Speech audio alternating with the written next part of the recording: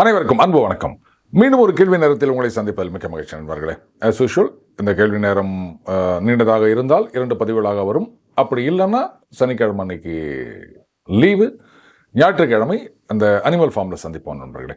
Right, முதல் கேள்வி நண்பர் மோகன் ராம் அவர் என்ன கேட்டிருக்காரு, ஐயா கண்ணதாசன் அவர்கள் அர்த்தமுள்ள இந்து மதம் நூலில் விதியை மதியால் வெல்ல விதி வேண்டும் என்று எழுதியுள்ளார். இதுவும் கவனிக்கத்தக்கது. அதற்காக விதி மீது பழியை போட்டுவிட்டு சோம்பேறியாக இருப்பதும் தவறாகும் அப்படின்னு சொல்லியிருக்காரு. கரெக்டுங்க. விதியை மதியால் வெல்லுவது அப்படின்றது ரொம்ப இன்ட்ரெஸ்டிங்கான ஒரு விஷயம். மகாபாரதத்திலேயே அந்த மாதிரியான சந்தர்ப்பம் வருகின்றது. அது வரும்போது நான் அதை விளக்கமாக பேசலான் இருக்கேன். ஏன்னா இப்போ சொன்னால் அது சரியாக இருக்காது. அந்த விதி அதை எப்படி மதியால் வெல்லுவது அப்படின்றதும் அது ரொம்ப ரொம்ப நுட்பமான ஒரு விஷயம். ஸோ அன்றைக்கு இதை பற்றி நான் ரொம்ப விளக்கமாக நான் பேசுகிறேன். பட் விதியை மதியால் வெல்லலாம், அதற்கு விதி இருக்கணும் அப்படின்னா கரெக்ட், அதையும் நம்ம அன்றைக்கி பார்ப்போம். அடுத்து நண்பர் அகல்யா ராஜகோபால், வாட் இஸ் மங்கம்மா சபதம்? நிச்சயமாக எனக்கு தெரியாதுங்க. அடுத்தது மகள்யா ராஜகோபால் அவர்கள் தான். You say all were treated equally, why Vidur was ill treated? அதாவது எல்லாரையும் சரிசமமாக நடத்தினாங்க மகாபாரத காலத்தில், சனாதன தர்மத்தில் அப்படின்லாம் சொல்கிறீங்களே, அப்படி இருக்குச்சு விதுரரை மட்டும் ஏன் இந்த மாதிரிலாம் இழிவாக நடத்தினார்கள் அப்படின்னு கேட்டிருக்காங்க. அதாவதுங்க, எல்லாரையும் சமமாக நடத்தினார்கள் அப்படின்னா மக்களில் எந்த பிரிவினரையும் அவங்க உயர்வு தாழ்வு அப்படின்லாம் சொல்லலை. விதுரரை ஏன் அந்த மாதிரி பண்ணாங்கன்னா, ஒரு குடும்பத்தில் ஒருத்தருக்கு ஒருத்தர் பிரச்சனை வருது அப்படின்னும் போது ஒரு அண்ணங்காரன் தம்பியை இது மாதிரி பண்ணுறதோ, இல்லை தம்பி அண்ணனை பண்ணுறதோ, அதெல்லாம் சாதாரணமான ஒரு விஷயம். இப்போது நீங்களே எடுத்துக்கோங்களேன், சில பேர் இந்த நாட்டில் எந்த விதமான ஏற்றத்தாழ்வும் கிடையாது அப்படின்னு சொன்னாலும் அங்கேயும் ஒரு குடும்பத்திலேயோ இல்லை ஒரு தெருவிலையோ இல்லை ஒரு அலுவலகத்திலேயோ இந்த மாதிரி இல்ட்ரீட் செய்யப்படுபவர்கள் நிறைய பேர் இருப்பாங்க. அப்போ அங்கே போயிட்டு என்னங்க உங்கள் கண்ட்ரியில் எல்லாரும் சமம் அப்படின்னு சொல்லி நிற்கிறீங்க, கட்சியில் இவரை போட்டு இப்படி பாடாப்படுத்துகிறீங்களே அப்படின்னு நம்ம கேட்க முடியுமா? அதுதான், எல்லாரையும் சமமாக நடத்தினார்கள் அப்படின்னா சமுதாயம் எப்படி இருந்தது அப்படின்னு. இதில் ஒருத்தருக்கு ஒருத்தர் சில பர்சனல் வெஞ்சன்ஸு இல்லை அந்த பொறாமை அப்படின்றதெல்லாம் எல்லா இடத்திலும் எல்லா காலத்திலும் இருக்கக்கூடியது. அதுக்கும் அந்த சமதர்ம சமுதாயத்துக்கும் எந்த சம்பந்தமும் இல்லை. அடுத்தது ராஜி ஜெயா, அவங்க என்ன சொல்கிறாங்க, அவங்க டாக்டர் யுதிஷ்டர் ரொம்ப பிடிக்கும், அவங்கள மாதிரியே அந்த தர்மத்தை ஃபாலோ பண்ணணும்னு நினைக்கிறாங்க. அதே மாதிரி இரண்டாவது மகள் அவங்க ஏதாவது சேட்டை பண்ணாங்கன்னா அப்போ அந்த துரியோதனன் அவனை பற்றி சொல்லி அப்படிலாம் இருக்கக்கூடாது அப்படின்னு சொல்லுவேன். இந்த மகாபாரதம் சின்ன வயசுலேருந்தே நம்ம கேட்டுட்டு வந்தோம் அப்படின்னு சொன்னால் பசங்க ஒரு நல்ல குடிமக்களாக வருவார்கள் அப்படின்னு. கரெக்டுங்க. அந்த காலத்துலலாம் வீட்டில் பாட்டின்னு ஒருத்தங்க இருப்பாங்க. அந்த நிலாவில் வடை சுடுற பாட்டி இல்லாமல் வீட்டில் எல்லார் வீட்லேயும் ஒரு பாட்டி இருப்பாங்க.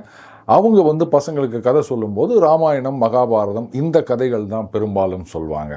மற்றபடி இந்த மந்திர ஜால கதை, அதுக்கப்புறம் தெனாலிராமன் கதை, பஞ்சதந்திர கதை அதெல்லாம் இருக்கும். பட் ப்ரெடாமினன்ட்லி இந்த மகாபாரதம் ராமாயணம் அப்படின்றது இருக்கும்.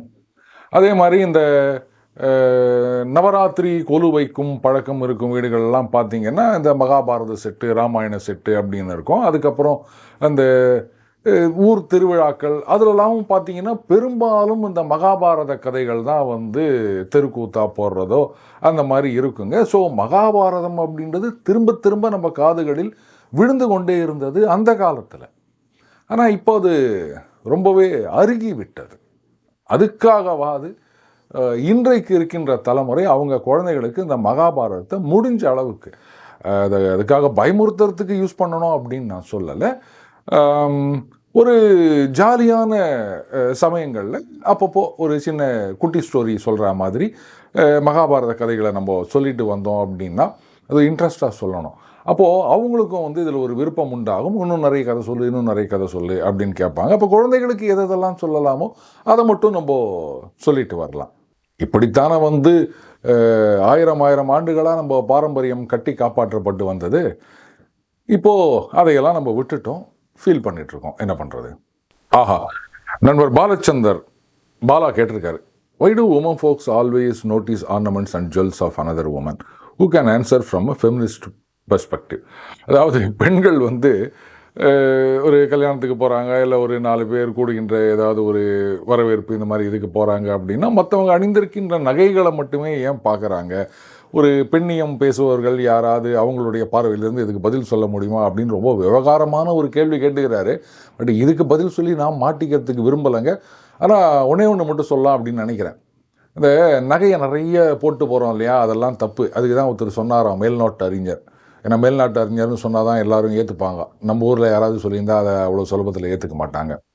அவர் என்ன சொன்னாராம், பாருங்க, நகையெல்லாம் போடாமல் இருக்கிறதே மேல் அப்படின்னாராம்.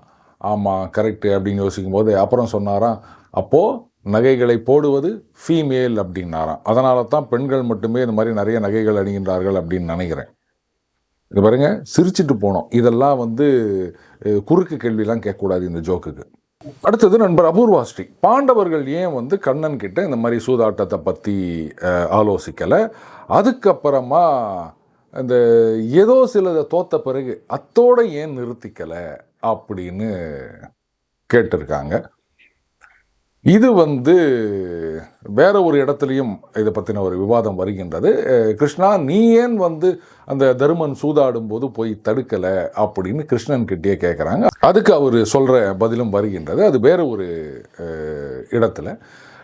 இப்போது கேள்வியோட கேட்டிருந்தார், அந்த தருமன் என்ன சபதம் பண்ணார், சூழரை எடுத்தார் அப்படின்னு அவருக்கு தெரியும்.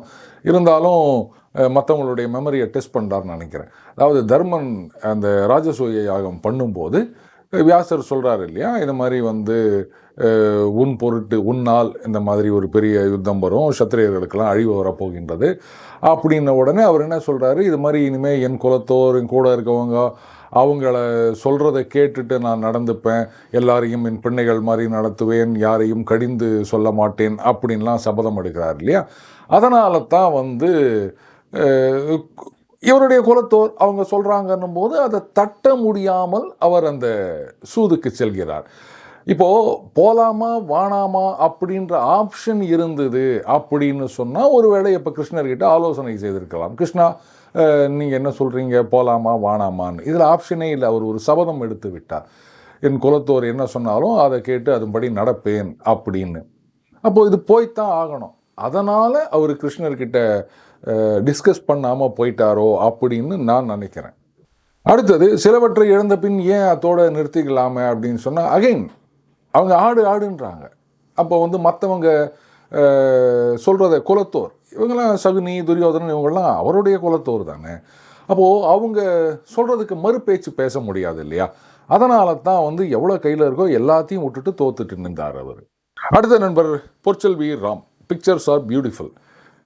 அது நான் காரணம் கிடையாது, எல்லாமே மைக்ரோசாஃப்ட் கோபைலட் அதில் தான் நம்ம இந்த படங்களை உருவாக்குகின்றோம். இதில் நண்பர் ரகு என் ராமன் அவர்கள் கூட சொல்லியிருந்தார், என்னங்க தர்மர் ஒரு நாள் தாடியோடு இருக்கார், ஒரு நாள் மீசையோடு இருக்கார், ஒரு நாள் தாடியே இல்லாமல் இருக்கார், இப்படி மாறி மாறி வருகின்றதே அப்படின்னு. கரெக்டுங்க, அந்த மைக்ரோசாஃப்ட் கோபைலட்டுக்கு எப்படிலாம் ட்ரை பண்ணலாம் அப்படின்னு நினைக்கிது போல இருக்குது. நம்ம கையில் கண்ட்ரோல் கிடையாதுங்க. ஏன்னா ஒரே நாளில் முழு தொடருக்குமான படங்களை நம்மளால் உருவாக்க முடியாது. ஏன்னா அதுக்கும் லிமிட் இருக்குது. ஒரு நாளைக்கு இவ்வளோ படம் தான் உனக்கு பண்ணுவேன் அப்படின்ட்டு நாளைக்கு வா அப்படின்னு சொல்லிடுறோம். ஸோ நம்ம ஒவ்வொரு நாளும் அந்த சீனை கொடுத்து இந்த ப்ராம்ப்டை கொடுத்து இது மாதிரி வேணும் அப்படின்னும் போது அதனுடைய கற்பனைக்கு ஏற்ப அதனுடைய டேட்டா பேஸில் என்ன இருக்கோ அதுக்கேற்ற மாதிரி அது ரேண்டமாக கற்பனை பண்ணி ஒரு மாதிரி படத்தை கொடுக்கின்றது. அதுதான்.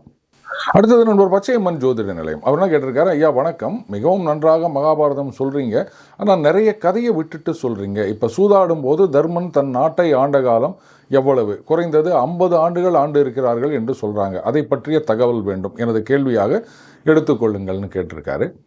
அதாவதுங்க, நம்ம எதையும் கான்ஷியஸாக விடுவதில்லை. அந்த இடத்துல இந்த மாதிரி இத்தனை வருஷம் ஆண்டார்கள் அப்படின்ற குறிப்பு இருந்ததுன்னா நிச்சயமாக நம்ம அதை சொல்லியிருக்க போகிறோம். ஏற்கனவே இவர்களுடைய வயது என்ன, எத்தனை காலம் எங்கெங்கெல்லாம் இருந்தாங்க அப்படின்றத பற்றி ஆரம்பத்தில் ஒரு இடத்துல இந்த மாதிரி வருகின்றது. அதை நம்ம அன்றைக்கே பேசியிருக்கோம். இப்போ நம்ம பார்த்து கொண்டிருக்கும் பகுதியில் எத்தனை ஆண்டு காலம் அங்கு இருந்தார்கள், அதுக்கப்புறமா எத்தனை ஆண்டு காலம் கழித்து ராஜசூயம் செய்தார்கள் அப்படின்ற குறிப்பு இல்லை. அதனால் நாம் அதை சொல்லவில்லை. அதுதான். மறுபடியும் அப்படியே தொடர்ச்சியாக நம்ம பார்த்துட்டு இருக்கும்போது இது சம்பந்தமான குறிப்பு இருந்ததுன்னா அப்போ நிச்சயமாக நான் இதை உங்களோட பகிர்ந்துக்கிறேன். அடுத்தது நண்பர் அகல்யா ராஜகோபால், இந்த விளையாட்டு சூதாடினாங்க இல்லையா, இது எவ்வளவு காலம் நடந்தது அப்படின்னு கேட்டிருக்காங்க. ஆக்சுவலாக இது பார்க்கும்போது ஏதோ டக்குன்னு ஒரே நாளில் முடிஞ்சிட்டா மாதிரி தான் இருக்குது. அதை பற்றின ரெஃபரன்ஸ் இல்லை எவ்வளவு நாள் நடந்தது அப்படின்னு. பட் எனக்கு என்னவோ இது ஒரே நாளில் முடிஞ்சதாக இருக்கும்னு தோணலைங்க. அதுக்கான குறியீடுகள்லாம் அதுலேயே இருக்குது. இவங்க கொஞ்சம் டீப்பாக யோசிச்சிங்கன்னா உங்களுக்கு அது புரியும் அப்படின்னு நினைக்கிறேன். இது இன்ஃபேக்ட் சில படங்கள் என்ன பண்ணுவாங்க, 8 போடு அப்படின்ன உடனே போட்டால் 8 வரும், 6 4 போடணுன்னே 4 வரும். அப்படி இருக்கிறதா எனக்கு தெரியல. ஏன்னா சகுனி ஒரு இடத்துல சொல்கிறான் பாருங்க, அந்த காய்களை நகர்த்துவதிலும் அப்படின்றான். அப்போது அந்த காய்களை நகர்த்தினா இப்போ நம்ம விளையாடும் போது நமக்கு தெரியும், அந்த காய்கள் எல்லாம் நகர்த்தி அது மேலே போகிறது வெட்டுறது அப்படின்லாம் இருக்கு இல்லையா. ஸோ அதற்கு நேரம் ஆகும். அப்போது இது ஒரே நாளில் முடிந்திருப்பதற்கு வாய்ப்பில்லைன்னு தான் நான் நினைக்கிறேன். அடுத்த நண்பர் ராஜலட்சுமி கார்த்திகேயன், மகாபாரதம் படித்தால் இப்போது கத்திக்கொண்டு இருக்கிறார்களே இந்த ஆன்லைன் ரம்மின்னு. கரெக்டு தான். இதையெல்லாம் நம்ம சின்ன வயசுலேயே இது மாதிரி சூதாடி தோத்தான் அப்படின்னு நம்ம பசங்களுக்கு இந்த கதைகளை எல்லாம் சொல்லி கொடுத்துருந்தோம்னா அப்போ ஒரு ஜாக்கிரதை உணர்ச்சியாவது, பயம் இல்லாட்டா கூட இருந்திருக்கும். இப்படி எல்லாத்தையும் தோத்துட்டு நிற்கிறோமே அப்படின்னு அவங்க மனசில் ஏதாவது உரைச்சிருக்கும். ஆனால் அதெல்லாம் தான் நம்ம ஏதேதோ சொல்லிக்கிட்டு ஒதுக்கி தள்ளிட்டோமே. அதெல்லாம் மூடத்தனம், மூட நம்பிக்கை, 10ஆம் பசலித்தனம் அப்படின்னும் போது அப்போ தைரியமாக இறங்கு அப்படின்னு இவங்க சொல்கிற மாதிரி. எனக்கு தெரிஞ்ச சில பேர் பாவம் ஏதோ ஆட்டோ ஓட்டி ஜீவனம் நடத்திட்டு இருக்காருங்க. அதுலேயே ஒன்றும் பெருசாக இல்லை. அவங்க மனைவி இந்த வீட்டு வேலை செஞ்சு தான் குடும்பத்தை காப்பாற்றிட்டு இருக்காங்க. முதல்ல எங்கெங்கேயோ கடன் வாங்கி 2 லட்சம் ரூபா தோத்துட்டு நின்றார். அதுக்கப்புறம் அவங்க மனைவி அவங்க வீட்டில் ஏதோ சொல்லி நகையெல்லாம் வச்சு பணத்தெல்லாம் ஏற்பாடு பண்ணி கொடுத்தாங்க போல இருக்கு. கடைசியில் பார்த்தா எப்படி பழகணுன்னே தெரியல. கிட்டத்தட்ட ஒரு 150 கிலோமீட்டரில் இருக்க ஒரு ஊரில் அவங்க ஏதோ சோஷியல் மீடியா மாதிரி பழக்கமாக அவங்கக்கிட்ட பல லட்சங்கள் கடன் வாங்கிட்டு அவங்க ஒரு நாள் அவங்க வீட்டை தேடி தகராறு பண்ணி, இது எங்கே போகுதுன்னு எனக்கு தெரியல. இப்போ நேரில் பார்த்து பழகிற, அதுவும் பல வருடங்கள் பழகினவங்களே கடன் கேட்டால் ஐயோ இப்போ இல்லையே அப்படின்னு பதில் சொல்கிற காலத்தில் எங்கேயோ சோஷியல் மீடியாவில் பழகி பல லட்சங்கள் கடன் கொடுத்துக்கிறான்னா நாடு எங்கே போகுதுன்னு எனக்கு ஒன்றுமே புரியலைங்க. கேள்வி கேட்டிருக்காரு. பீமன் இந்த 1000 தாசிகளை வைத்து ஆடும் பொழுது எந்த எதிர்ப்பும் தெரிவிக்கவில்லை. ஆனால் அவருக்குன்னு வந்தால் மட்டும் அழுவுறாரா, இது நியாயமா அப்படின்னு கேட்டிருக்காரு. இது மேலோட்டமாக பார்க்கும்போது கரெக்டு தானேங்க. அதில் வேறு இன்னொரு இடத்துலையும் சொன்னார், பிரஜைகளை எல்லாம் வைத்து ஆடும் பொழுது பிராமணர்கள் தவிர மற்றவங்களை மட்டும்தான் வச்சு ஆடினாங்க அப்படின்னு. இப்போ நான் ஒன்று கேட்குறேன். 2 ராஜாக்களுக்கு நடுவில் யுத்தம் நடக்கின்றது. அந்த காலத்து ராஜாக்களே வச்சுப்போம். அப்போ அதில் ஒரு ராஜா தோற்று விட்டார். அந்த இன்னொரு ராஜா இந்த நாட்டை அவரோட சேர்த்துக்கினார் அப்படின்னு சொன்னால், நாட்டை சேர்த்துக்கிறது அப்படின்னா அந்த நாட்டில் இருக்க மக்களோடையும் சேர்த்து தான் அவர் ஆட்சிக்கு கொண்டு வருவார். எப்படி அந்த மக்களை மட்டும் வெளில போங்க அப்படின்னு சொல்லிடுவாரா? அதனால் மக்கள் நிரந்தரம். ராஜா தான் மாறலாம், தோற்று போயிட்டாலோ ஜெயிச்சாலோ. புரியுதுங்களா? அதனால் இதுவும் இன்னொரு நண்பர் சொல்லியிருந்தாங்க, இந்த சதுரங்கம் ஆர் இந்த விளையாட்டு அப்படின்றது போருக்கு ஒரு பதிலியாக இருந்தது அப்படின்னு, ஒரு மாற்றாக இருந்தது அப்படின்னு. அப்போ போர் செய்து ஜெயிக்கிறதுக்கு பதிலாக இப்படி நாட்டை ஜெயித்தார்கள்.